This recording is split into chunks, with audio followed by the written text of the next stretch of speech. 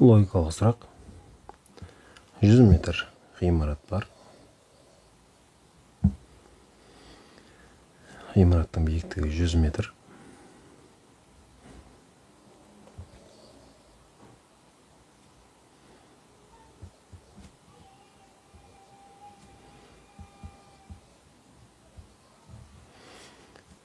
Осы ғимараттың төбесінде адам бар.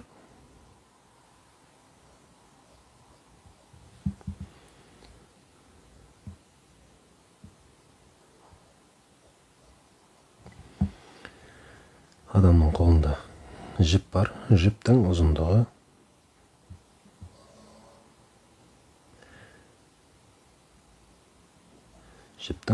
бізде 75 метр. Сол жіпті қолданып жерге түсу керек. Тағы айтатынымыз, мына жерде балкон бар, 50-ші метрінде.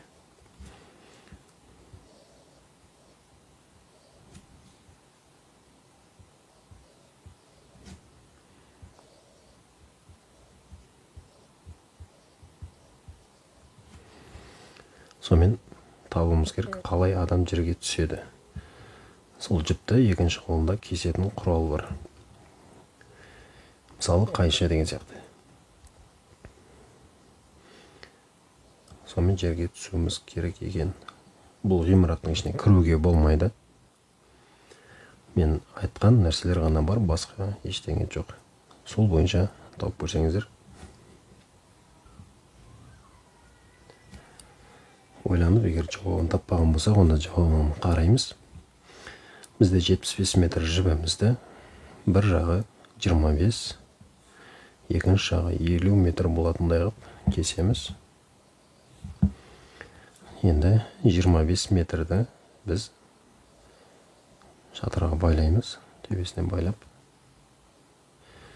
Бас жағын дөңгелектеп байлаймыз.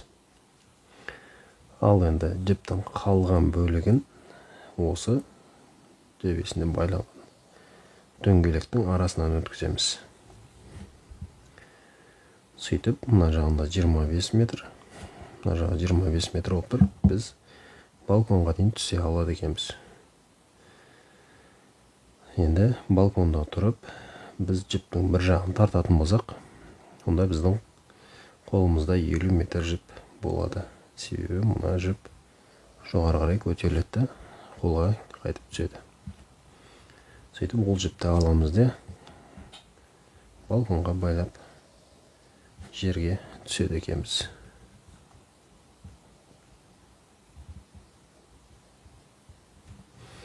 Сау болыңыздар.